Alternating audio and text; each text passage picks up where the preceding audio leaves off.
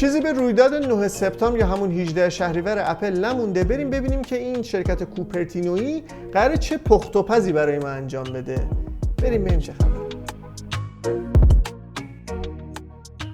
سلام رفقا، من شادانم و تو این ویدیو میخوام درباره رویداد اپل صحبت کنم. در واقع انتظاراتمون از رویداد اپل بگم. بدون فوت وقتم میریم سراغ محصولات اصلیش که میشه آیفون. ما 4 تا مدل آیفون قرار داشته باشیم: آیفون 17، آیفون 17 ایر، 17 پرو و 17 پرو مکس. آیفون 17 ایر رو من اول پرو رو میگم، بعد معمولی، بعد ایر رو میگم. این رو میذارم آخر چون یه ذره مفصل تره. درباره مدل پرو بخوام بهتون بگم، 17 پرو و 17 پرو مکس بزرگترین تغییری که دارن اینه که ماژول دوربینشون بزرگتر و عریض‌تر شده و 3 تا دوربین اینوره، اون لایدار و فلاش اونوره. البته فلش بگیم اونوره کامل. حالا این وسط یه فضای خالی هست. اصلا چرا اپل داره این کارو میکنه؟ چرا داره یه همچین فضای خالی میده و این صحبت‌ها؟ دلیلش اینه که یه سری از پیش بینی کننده ها، یه سری از کسایی که اومدن گفتن چرا اپل این کار کرده، میگن که اپل میخواد دوربین تترا پریزمو که 2 تا منشور داره و نور 2 بار اینطوری میشکنه تا برسه به سنسور، اونو قراره حذفش کنه و میخواد سرشو بندازه پایین، برگرده و همون دوربینای پریسکوپی که مثلا توی S25 اولترا داره استفاده میشه، چون این منشوری که داره یک بار این شکسته انجام میشه و نور میرسه به سنسور. نتیجه چی شد؟ نتیجه اینه که شما توی آیفون 16 پرو مکس برداری عکس بگیری، مثلا با زوم 5 برابری با S25 اولترا هم همین کارو بکنی، میبینی که برای در واقع خروجی که S25 اولترا میده بهت شارپ تره. اپل میخواد این موضوع رو حلش کنه و جایی که دقیقاً ضعف داره توی رقابت با گوشه اندرویدی، میخواد این ضعف رو یه کوچولو به اصطلاح میگن کمش کنه دیگه، از بین ببره و اینجا هم باشون رقابت کنه. موضوع بعدی که وجود داره اینه که اپل میخواد هر 3 تا دوربین دیگه الان 48 مگاپیکسل کنه. ما 3 تا دوربین 48 مگاپیکسلی داریم با وضوح یکسان و این خیلی اتفاق بزرگیه. حالا صحبتی درباره این که ابعاد سنسور عوض میشه نشده، ولی خب دوربین تلفوتو قراره 48 مگاپیکسلی بشه مثل باقی دوربینا. بعد یه اتفاق دیگه که برای مدل پرو افتاده اینه که اپل میخواد از بدنه آلومینیومی استفاده کنه دوباره و اون تیتانیوم بذاره کنار. اما این دفعه برگشتش به آلومینیوم اینه که قراره کل بدن آلومینیوم باشه. درباره قسمت دوربین 2 تا موضوع هستش که اینه که روی دوربین قراره شیشه‌ای باشه، اما این سری میگن همون قسمت هم قراره آلومینیومی باشه که حالا بهتون میگم که چرا فکر میکنم که آلومینیومیه.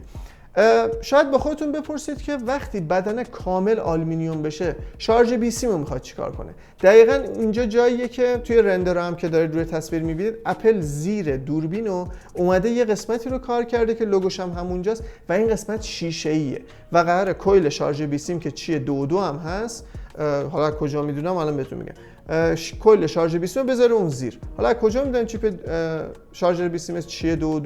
به خاطر اینکه توی iOS 26 که برای آیفون 16 اومده، همه مدل‌های آیفون 16 بجز البته 16 ای که اصلا مک سیف نداره، همشون آپگرید میشن به چیه 2.2 و شما میتونید از شارژر 25 واتی استفاده کنید و این برای سری 17 هم قطعا هست دیگه. اپل که نمیاد عقب گرد کنه و اینکه چون اون چی میگن کادر کمی عوض شده، لوگوش هم احتمالاً بیار مرکزش بذاره که در این صورت شرایطش کمی مستهجن میشه. واقعا شما طراحی رو دارید میبینید، لوگو اصلا بجا میفته، مک سیف دورشه، یه چیز عجیب غریبیه. یه اتفاق دیگه که مک رومرز گفته بود درباره مدل پرو مکس، میگه که اپل میخواد دوباره اون تمایز رو بین مدل پرو و پرو مکس بذاره و پرو وقتی زوم تلفوتو 5 برابری داره، پرو مکس قراره 8 برابری داشته باشه. اینو فقط مک رومرز گفته، من جای دیگه واقعا ندیدم، اما خب احتمالش هستش که اپل این کارو بکنه. به نظر من 5 مگاپیکسل کافیه. میگم 5 مگاپیکسل زوم 5 برابری کافیه، بیشترش زیاد. آخه 58 تو میتونی با هوش مصنوعی هم در بیاری، نمیدونم چه اصراریه. و اتفاق بعدی که توی مدل پرو قراره بیفته، میگن احتمالاً اپل بیاد از اپلیکیشن پرو هم استفاده کنه برای فیلمبرداری حرفه‌ای، کسایی که میخوان، یعنی شبیه چیزی که ما توی گوشی‌های سونی داریم که یه اپلیکیشن جداگونه باشه برای فیلمبرداری حرفه‌ای. حالا نمیدونم میخواد اپل اینو به عنوان یه مود توی اپلیکیشن کامera بیاره که نه یا اینکه کامل متفاوت باشه، جداگونه باشه. احتمال زیادم خب برای مدل‌های معمولی نمیاد دیگه، فقط برای مدل‌های پرو این ویژگی. شبیه به مثلا نرم افزار فیلمیک پرو این صحبت‌ها. حالا میرسیم به اونجا که بهتون گفتم چرا حس میکنم دوربینش میشه کامل آلومینیومی. ببینید یه سری عکس در اومده که یه جزئیات خیلی عجیبی رو داره نشون میده و اونم اینه که دور برآمدگی دوربین اپل یه نوار پلاستیکی استفاده کرده و میگن اونجا قرار آنتنای 5G رو بذاره. اگر قرار بر این بود که پشت شیشه استفاده بشه، خب اپل میتونست آنتنا رو همونجا بذاره. احتمالاً کلا جلوی دوربین آلومینیومه که اومده آنتنا رو توی فریمش کار کرده. به خاطر همین من اسم میکنم که اونجا کامل آلومینیومیه. و اینکه توی بحث بدنه که داریم صحبت میکنیم، اینم بگم که اپل قرار دو تا رنگ شاخص رو، حالا بین علما اختلافه، یا نیوی بلوه یا اون آجوری است که آجوری خیلی بیشتر توی شایعات بوده. احتمالاً این رنگ آجوری رو ما داشته باشیم به عنوان رنگ شاخص سری پرو که جدید باشه. شما وقتی خریدی همه بفهمن دیگه، مدل جدید رو خریدی، 17 رو خریدی. این سیبیل من کشت منو، هی میره تو دماغم، بابا نرو دیگه. بریم سراغ نمایشگر که احتمالاً ما اتفاق کوچیک شدن داینامیک آیلند رو داشته باشیم توی همه مدل‌ها. یعنی اپل مثل همون کاری که با ناچ کرد، ناچ کوچیکش کرد، داینامیک آیلند هم کوچیکش کنه. ولی خب چیزی که توی رندرها در اومده تا الان اشاره‌ای به این که داینامیک آیلند کوچیک شده باشه چیزی درباره این ما نداشتیم. و اینکه نمایشگر قراره 30% روشن‌تر بشه و توی چی میگن ابعاد نمایشگر ما تغییر نداشتیم، حاشیه‌ها تغییری نداریم. و یه ویژگی رو قراره از سامسونگ بدزده که نه، قراره ازش الهام بگیریم، مثل سامسونگ کار کنه.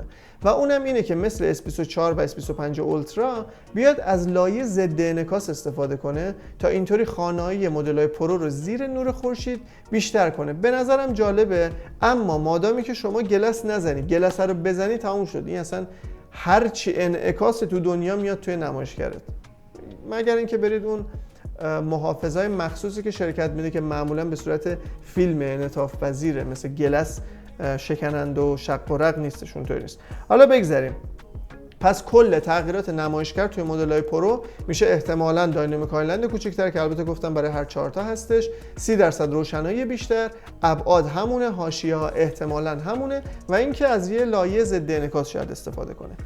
و درباره تراشه هم بخوام بهتون بگم، توی سری پرو اپل میخواد از A19 پرو استفاده کنه که میشه اولین تراشه این شرکت که قراره از نسل سوم لیتوگرافی 3 نانومتری TSMC استفاده کنه که میشه انتری پی. چیزی که من توی گیک آپدیتس هم گفته بودم، لینکش رو این بالا میذارم، این بودش که گوگل همین الان گوگل همین الان داره از انتری پی احتمالاً استفاده میکنه. یه خبری بود WCCF تک منتشر کرده بود که داره از این لیتوگرافی استفاده میکنه، که یعنی اپل اول نمیشه. و مورد بعدی سری شایعات بود که رد شد، اونم این بود که A19 پرو قرار 2 نانومتری باشه. نه آقا، قرار نیست 2 نانومتری باشه. چرا؟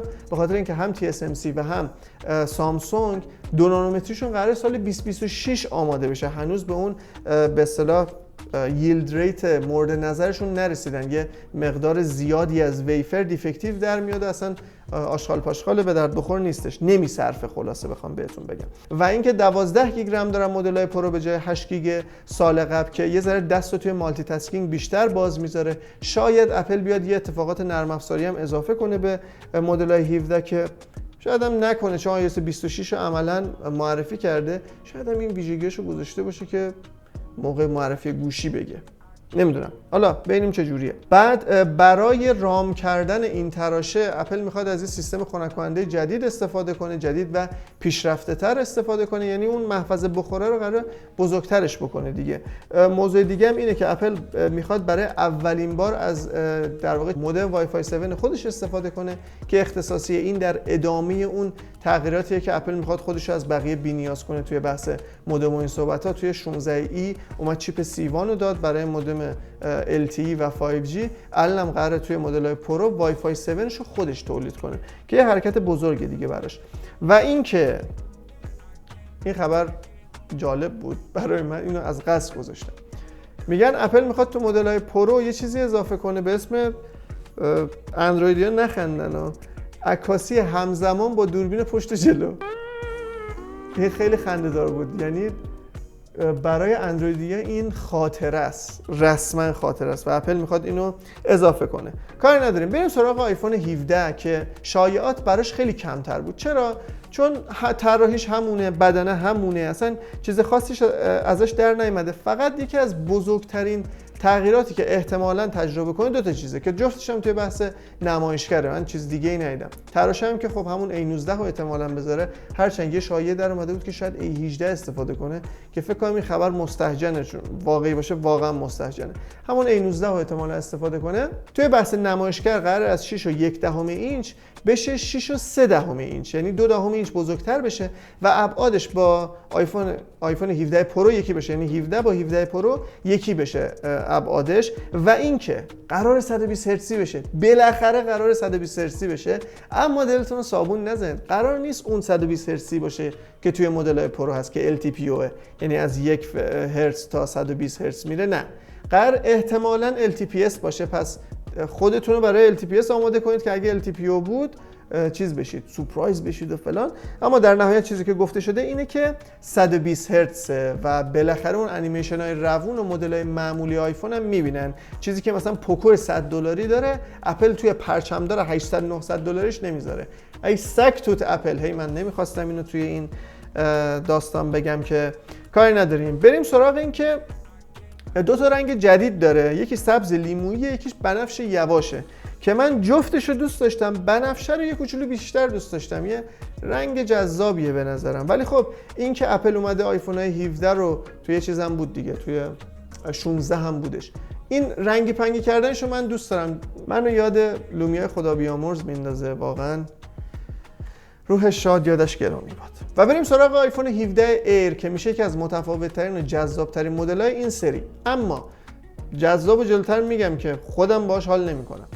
این محصول قراره یکی از باریک‌ترین و سبک‌ترین گوشه چند سال اخیر اپل باشه. 5.5 میلیمتر، 145 گرم وزن داره و اینکه از آیفون 6.9 میلیمتری هم باریک‌تره.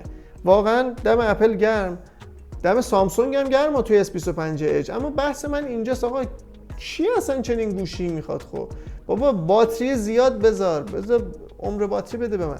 چرا اینو میگم؟ به خاطر اینکه توی شایعات اومده که این گوشی به خاطر ضخامتش احتمالاً بین 2800 تا 3000 میلی آمپر باتری داشته باشه. بابا شوخی میکنی؟ الان ریلمی داره 15000 میلی آمپر باتری میذاره، مگه هند آخه 15000 میذاره؟ البته ریلمی توی هند داره فعالیت میکنه، پس احتمالاً هند کاری باش نریم. اونا دارن 15000 میذارن، 8000 7000 میذارن، اپل اومده داره 3000 میذاره ماکسیمم. بعد شما این ضخامت رو مثلا بذاری کنار آیپد، میبینی واقعا چقدر باریکه این گوشی. که باز میگم من هیچ علاقه‌ای به باریک بودن گوشی ندارم، من فقط میخوام اون بعد مهندسی رو بگم. همین بعد مهندسی یه سری محدودیت‌ها هم برای اپل داشته. ما یه دونه دوربین 48 مگاپیکسلی داریم و ماژور دوربین همون کشیدگی رو داره، فلش سمت مخالف دوربینه. بعد محدودیت بعدترش رو بخوام بهتون بگم اینه که خب توی بحث مدیریت دما، موقعی که داره به اصطلاح چی میگن فشار وارد میشه به این گوشی، ممکنه به مشکل بخوره. برای همین اپل اومده از این سری سیستم‌های پیشرفته و ناشناخته استفاده کرده برای خنک کردن این گوشی و احتمالاً هم از نسخه‌های میشه گفت ضعیف‌تر تراشه A19 یا A19 پرو استفاده کنه. چند تا منبع گفته بودن که احتمالاً اپل A19 پرو بذاره، ولی توی این ضخامت من شک دارم. احتمالاً همون A19 رو بذاره، اما مدل به اصطلاح ضعیف‌تر شدهش، مثلا یه هسته چه می‌دونم سی پی یو نداشته باشه، یه هسته گرافیکی هم نداشته باشه، یه همچین چیزی. بعد دیگه جونم براتون بگه که طراحیشو من بدم نیامد. مثلا کلا تک دوربین بدم نمیاد، به نظرم یه دوربین باشه ولی کیفیت خوب عکاسی کنه به نظر من خوبه. همون بحث این که کم باشه حلال باشه، البته اون کاری نداریم. یه دوربین باشه ولی خوب عکس بگیره. اما بعد ببینیم دیگه، بیاد ببینیم اپل اون چاشنیه رو اینطوری اضافه میکنه بهش یا نه، چه جوریه. یه نکته‌ای که وجود داره اینه که توی رندرایی که اون اوایل در اومده بود خبری از کامera کنترل نبود و الان توی رندرهای اخیر کامera کنترل هم اضافه شده. و اینکه یه شایعی هم اومده بود که احتمالا خیلی شایعه ضعیفی باشه، اونم اینه که اپل توی این مدل فیس آیدی نذاره به خاطر همون محدودیت ضخامت و اینا، بیاد تاچ آیدی بذاره، که چیزی که ما توی کدا و اون رندرایی که تا الان در اومده هیچ اشاره‌ای به این موضوع نشده و ما ناچ اون بالا داریم. پس احتمالش خیلی کمه که دوباره اپل بخواد برگرده سمت تاچ آیدی، کما اینکه توی آیفون 16 ای هم ناچ گذاشت ولی تاچ آیدی نذاشت، پس احتمالش خیلی کمه. دیگه جونم براتون بگه که آیفون 17 ایر گفته میشه که میشه اولین گوشی تمام پرچمدار اپل که قراره از مودم 5G این شرکت استفاده کنه. بعد 16 ای اپل قراره این استفاده از مودم اختصاصی خودش رو بیشتر هم بکنه که گفتم دیگه بهتون وای فای 7 اونور داره استفاده میکنه، اینجا مودم 5G. شاید توی قدم بعدی بخواد توی آیفون میشه 19 18، توی آیفون 18 شاید بخواد به مدل‌های پرو هم بیاره این مودم 5G شو. حالا بگذریم بریم سراغ یه سری ویژگی‌هایی که توی همه مدل‌ها هست. سرعت شارژ که بهتون گفتم که بی سیمشون همه چیه 22 و 25 وات، سیمی همشون میشه 35 وات. خبری از ظرفیت باتری مدل پرو نیست، اما پرو مکس رو میگن که بالاخره پا میذاره تو اون قلمرو اندرویدی و قراره 5000 میلی آمپر ساعت بشه که خب حدوداً 2 ساعت عمر باتری رو مثل این که قراره اضافه کنه و مجموعش رو برسونه به 35 ساعت. اینا مجموعه چیزهایی بودش که از آیفون ها در اومده. بریم سراغ اون مدل‌های دیگه‌ای که قراره، در واقع محصولات دیگه‌ای که قراره توی این رویداد رونمایی بشه که میشه توی اپل واچ ها. یکیش میشه اپل واچ اولترا 3 که قراره یه ارتقای گنده‌ای رو داشته باشه نسبت به 2 سال اخیر، به خاطر اینکه خب اپل چیز خاصی رو تغییر نداد توی 2 سال. مثلا تراشه اینا رو دستکاری کرد. قراره این از 5G پشتیبانی بکنه و پردازنده جدید قرار داشته باشه که قدرت بیشتری رو ارائه کنه. ما همین پردازنده رو توی سری 11 اپل واچ هم خواهیم داشت و اینکه امکان ارسال پیامک توی ارتباط ماهواره‌ای داره. پس میشه یکی از اون اولین ساعت‌های اولین که نمیشه اولین ساعت اپل که ارتباط ماهواره‌ای داره و اینکه سری 11 هم اون تغییرات خودش رو داره که در ادامه سری 9 و 10 بود. حاشیه‌ها ممکنه کم بشه، نمایشگر ممکنه بزرگتر بشه، بدنش همون آلومینیوم دیفالتش و اینکه خب چیپ سریعتر رو بهتون گفتم و 5G شاید به این مدل استاندارد هم بیاد و صرفاً LTE نباشه و اینکه میرسیم به ایرپاد پرو 3 که قراره بعد از 3 سال بالاخره ما نسل جدیدش رو ببینیم و فقط یه آپدیت های نرم افزاری نگیره. داستان از این قراره که میگن احتمالاً سنسور ضربان قلب بخواد توی گوش بذاره. چرا باید بذاره نمیدونم، اینا احتمالاتش ضعیفه. یه دونه دیگه هم سنسور دما هستش، مثلا میخواد دمای بدن رو اندازه بگیره، نمیدونم میخواد چیکار کنه. چیزی که محتمل تره اینه که ترجمه زنده احتمالاً داشته باشه که شما ایرپاد بذاری صحبت بکنی در لحظه برات کار ترجمه رو انجام بده و اینکه از تراشه H3 هم استفاده میکنه. توی بحث ظاهری هم قراره خود کیس کوچیک‌تر بشه و اینکه اون دکمه پیر هم قراره حذف بشه. برای منی که توی گوشی یعنی همراه با گوشی اندرویدیم دارم از ایرپاد استفاده میکنم، شاید یه ذره خبر نگران کننده باشه که چجوری من باید این ایرپاد ریستش کنم و با گوشی اندرویدیم پیرش کنم. من نمیدونم و اینکه از این کنترلرهای خازنی هم اضافه شده. مثلا آخه پرو قبلی هم همینطوری بود، نمیدونم اون حساس به فشار بود، این احتمالاً خازنیه دیگه، یه ذره فرق داره. و این کل چیزایی بود که قراره توی رویداد 9 سپتامبر یا همون 18 شهریور اتفاق بیفته. دمتون گرم، مرسی که تا اینجای ویدیو با من بودید. لایک و کامنت و سابسکرایب یادتون نره. حتما نظرتون درباره محصولات اپل و این ویدیو کامنت کنید، برام کلی بهم انرژی میدین. دمتون گرم، تا یه ویدیو دیگه، قربون شما.